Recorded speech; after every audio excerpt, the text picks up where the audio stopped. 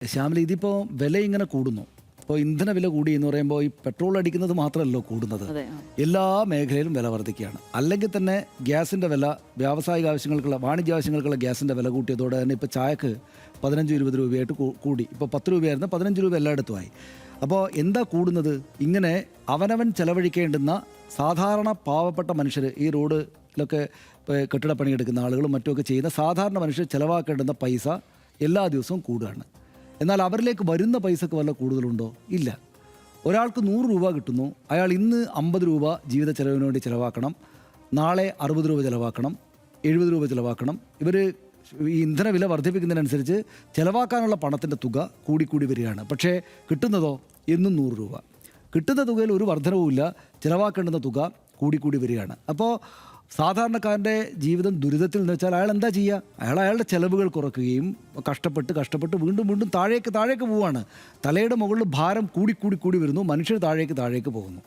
ഇത് എണ്ണ കമ്പനികൾ നഷ്ടത്തിലാണ് എന്നതാണ് ഇതിനെല്ലാം ആദ്യമായിട്ട് പറയും. ഇപ്പോൾ ആഗോള സാഹചര്യം ഉള്ളതുകൊണ്ട് ഇങ്ങനൊരു ആളുകൾ വിചാരിക്കും, അയ്യോ ആഗോള സാഹചര്യം ഉള്ളതാണല്ലോ. ഇപ്പോൾ കഴിഞ്ഞ ദിവസം നമ്മുടെ തന്നെ ഒരു മൈക്കിലൊരു കുറച്ച് പ്രായമുള്ള ഒരാൾ പറയുകയാണ്, എനിക്ക് 2.5 ലക്ഷം രൂപ പെൻഷൻ ഉണ്ട്, അതുകൊണ്ട് പ്രശ്നമൊന്നുമില്ല എന്ന്.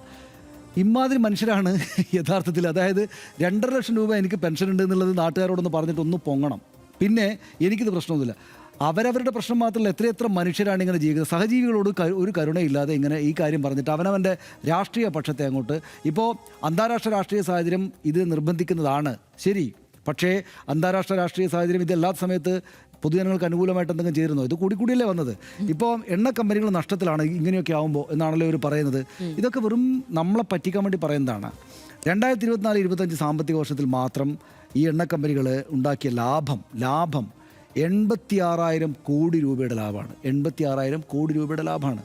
ഈ ലാഭത്തിലൊന്നും ഒരിക്കലും കുറവ് വരുന്നില്ല. എന്ത് സാഹചര്യം ഉണ്ടെങ്കിലും അപ്പം തന്നെ ഒരു വില കൂട്ടിയ ലാഭം കൂടും. ഇത് എണ്ണ കമ്പനികൾ ലാഭം ഉണ്ടാക്കുമ്പോൾ ഈ 25% കോർപ്പറേറ്റ് ടാക്സ് കൊണ്ട് കമ്പനികൾക്കും കേന്ദ്ര സർക്കാരിനും ആ ലാഭത്തിൻ്റെ ഒരു വിധം കിട്ടുകയാണ്. എന്നാൽ സർക്കാർ വിചാരിക്കുക, ഞങ്ങൾ ഈ നാട്ടുകാരുടെ സർക്കാരാണല്ലോ, ഞങ്ങൾ ഈ നാട്ടുകാർക്ക് വേണ്ടി നാട്ടുകാരാൽ തിരഞ്ഞെടുത്ത് ഭരണം നടന്ന ആൾക്കാരാണല്ലോ. എന്നാൽ ഞങ്ങൾക്ക് ഈ ടാക്സ് വഴി കിട്ടുന്ന ഈ ലാഭം അങ്ങോട്ട് ഒഴിവാക്കിയിട്ട്, അത് ഇന്നലെ വരെ കിട്ടാത്തതാണല്ലോ ഇപ്പോൾ കിട്ടുന്നത്, അതങ്ങ് ഒഴിവാക്കിയിട്ട് ഈ പാവപ്പെട്ട മനുഷ്യർക്ക് ഈ വില വർധനയുടെ ഭാരം അവരിൽ ഏൽപ്പിക്കാതിരിക്കാൻ ശ്രമിച്ചുകൂടെ എന്ന് ഏതെങ്കിലും സർക്കാർ വിചാരിക്കണം. ഏതെങ്കിലും എന്ന് വെച്ചാൽ ഈ നരേന്ദ്രമോദി സർക്കാർ വിചാരിക്കുന്നുണ്ടോ? ഇപ്പോൾ സംസ്ഥാനങ്ങൾക്ക് അവരുടെ പരിമിതികളുണ്ടാവും. അതിപ്പോൾ പിണറായി വിജയൻ സർക്കാർ ഭരിക്കുമ്പോഴും VD സതീശൻ സർക്കാർ ഭരിക്കുമ്പോഴും സംസ്ഥാനങ്ങൾക്ക് ഇതിലേക്ക് എത്തുമ്പോൾ പലതരത്തിലായിട്ട് ഈ കിട്ടുന്ന ടാക്സ് അവർക്ക് ഒഴിവാക്കാൻ പറ്റിയെന്ന് വരില്ല. പക്ഷേ കേന്ദ്ര സർക്കാർ എന്തുകൊണ്ടാണ് അങ്ങനെ ചിന്തിക്കാത്ത? അവരല്ലേ വർദ്ധിപ്പിക്കുന്നത്. പിന്നെ ഈ നരേന്ദ്രമോദി സർക്കാരിന് ഇതിനുമേൽ അധിക ഉത്തരവാദിത്വം ഉണ്ടല്ലോ. എന്താണ് ഇങ്ങനെയൊരു രാഷ്ട്രീയ സാഹചര്യത്തെ ഉണ്ടാക്കിയത്? ഈ മനുഷ്യർ കഷ്ടപ്പെടേണ്ടുന്ന വിധം വില വർദ്ധിച്ച സാഹചര്യം എന്താണ്? സാഹചര്യം അവിടെ പോയിട്ട് ഇറാനിൽ പോയിട്ട് ഈ അലമ്പുണ്ടാക്കിയിട്ട് പ്രശ്നം ഉണ്ടാക്കിയിട്ട് ഈ ട്രംപ് ഉണ്ടാക്കിയ പ്രശ്നമാണ്. ട്രംപും നെതന്യാഹുവും കൂടി ഉണ്ടാക്കിയ പ്രശ്നമാണ് ആത്യന്തികമായിട്ട് മനുഷ്യരെല്ലാവരും, ലോകത്ത് ജീവിക്കുന്ന സകലമാന മനുഷ്യരും ഒരു വിധത്തിൽ അല്ലെങ്കിൽ മറ്റൊരു വിധത്തിൽ ബുദ്ധിമുട്ട് അനുഭവിക്കുന്നത് ഈ ട്രംപും നെതന്യാഹുവും ഉണ്ടാക്കിയ പ്രശ്നത്തിൻ്റെ ഭാഗമായിട്ടാണ്. ഈ ട്രംപും നെതന്യാഹുവിനെ എതിർക്കുന്ന വല്ല നിലപാടും നമ്മുടെ സർക്കാരിനുണ്ടോ? നമ്മുടെ പ്രധാനമന്ത്രി പറയുന്നുണ്ടോ? ട്രംപ് ആവർത്തിച്ച് നമ്മളെ പലതരത്തിൽ, ഇപ്പോൾ നമ്മുടെ പുൽവാമ ഈ ആക്രമണമൊക്കെ സംബന്ധിച്ച്, പെഹൽഗാം ആക്രമണമൊക്കെ സംബന്ധിച്ച് ഇയാൾ ശരിയല്ലാത്ത നമ്മുടെ പരമാധികാര വർത്തമാനത്തിന് അപ്പുറത്ത് കയറി വർത്തമാനം പറഞ്ഞുപോലെ ഒരു വർത്തമാനം നമ്മുടെ പ്രധാനമന്ത്രി പറഞ്ഞോ? ഇല്ലല്ലോ, നമ്മുടെ സർക്കാർ പറഞ്ഞില്ലല്ലോ. അപ്പോൾ ഇയാൾ ഈ കുഴപ്പങ്ങൾ ആരും ചോദ്യം ചെയ്യാത്തതുകൊണ്ട് ഇയാൾ ഈ കുഴപ്പങ്ങൾ ആവർത്തിച്ചുണ്ടാക്കുകയും ഇറാനിൽ പോയിട്ട് ഈ പ്രശ്നം ഉണ്ടാക്കിയിട്ട് ബാക്കിയുള്ള മനുഷ്യരുടെ എല്ലാം കഞ്ഞികൂടി മുട്ടിച്ചു. ഈ നാട്ടിലെ മുഴുവൻ ആളുകളുടെയും ബുദ്ധിമുട്ടിലേക്ക് പറഞ്ഞയച്ചു.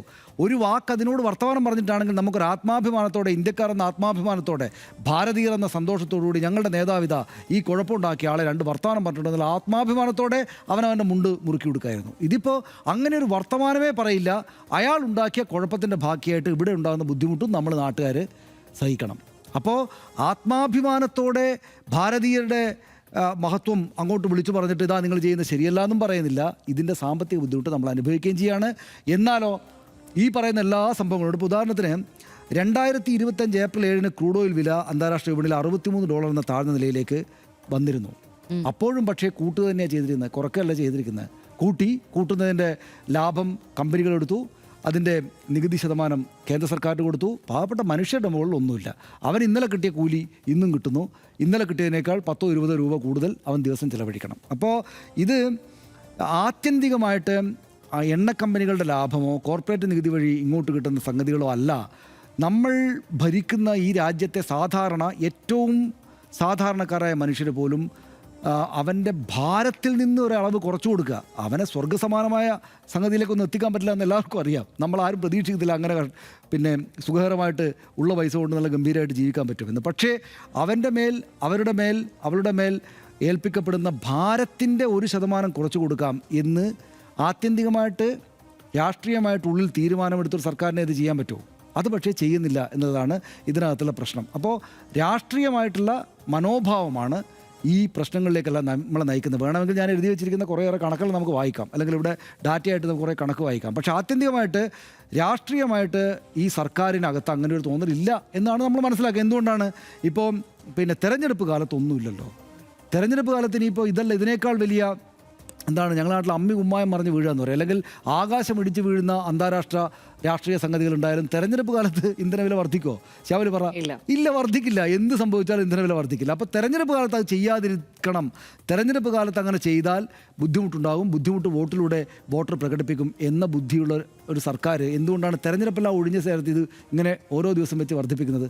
അങ്ങനെ ചെയ്താൽ അവർക്കൊന്നും ചെയ്യാൻ പറ്റില്ല എന്ന ധാരണകളുണ്ട്. അപ്പോൾ ജനങ്ങൾക്ക് മേൽ തങ്ങളുടെ താല്പര്യങ്ങൾ നിൽക്കട്ടെ എന്ന രാഷ്ട്രീയ ബുദ്ധി വെച്ചിട്ടാണ് ഈ കാര്യങ്ങൾ ചെയ്യുന്നത്. ഇത് വേണമെങ്കിൽ വളരെ കോംപ്ലിക്കേറ്റഡ് ആയിട്ടുള്ള സാമ്പത്തിക വിശകലന ശൈലിയിൽ ഇതിന് മറുപടി പലർക്കും നൽകാൻ പറ്റും. പക്ഷേ ആത്യന്തികമായിട്ട് ഇതാണ് സംഭവിക്കുന്നത്. എന്ത് സംഭവിച്ചാലും നമ്മുടെ സാധാരണ നമ്മളെപ്പോലുള്ള ആളുകളുടെ ദേഹത്താണ് ഈ കാര്യങ്ങൾ വന്ന് വീഴുന്നതെന്നാണ് അതിലെ സങ്കടകരമായ ഒരു കാര്യം.